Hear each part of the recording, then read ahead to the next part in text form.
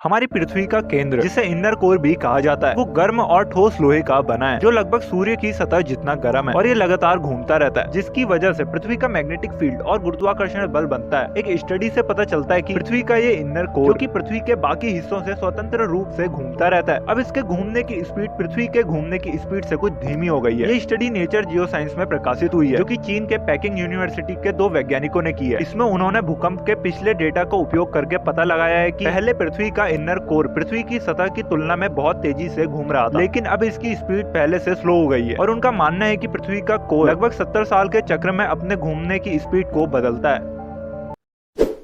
हमारे पेट में खरबों से भी खरबों बैक्टीरिया रहते हैं और इनका एग्जैक्ट नंबर किसी को भी नहीं पता, लेकिन वैज्ञानिकों का अनुमान है कि इनकी संख्या 30 ट्रिलियन से लेकर 400 ट्रिलियन तक भी हो सकती है। ये गट बैक्टीरिया हमारी बॉडी के लिए काफी हेल्पफुल होते हैं, लेकिन इन गट बैक्टीरिया पर हुई कई स्टडीज से पता चलता है कि ये गट बैक्टीरिया केवल खाना पचाने या फिर इम्यूनिटी बढ़ाने का काम ही नहीं करते, बल्कि ये चुपके चुपके हमारे दिमाग को कंट्रोल करने का भी काम करते हैं। वैज्ञानिकों ने इसे गट ब्रेन एक्सिस कहा है। जैसे कि एक रिसर्च में वैज्ञानिकों ने चूहों के 2 ग्रुप के साथ एक्सपेरिमेंट किया, जिसमें चूहों के एक ग्रुप में गट बैक्टीरिया थे जबकि दूसरे ग्रुप में गट बैक्टीरिया नहीं थे, या फिर कह सकते हो कि इनकी संख्या कम थी। साइंटिस्ट ने इन चूहों के दोनों ग्रुप को एक भूल भुलैया में छोड़ दिया और इस एक्सपेरिमेंट में उन्होंने देखा कि बैक्टीरिया वाले चूहे काफी देर बाद रास्ता खोजने में कामयाब हुए, जबकि चूहों का दूसरा ग्रुप जिसमें गट बैक्टीरिया नहीं थे, वो आसानी से भूल भुलैया से बाहर निकल गए। ये बैक्टीरिया आखिर दिमाग पर क्यों और कैसे असर डालते हैं, इस बात का निश्चित जवाब फिलहाल वैज्ञानिकों के पास भी नहीं है।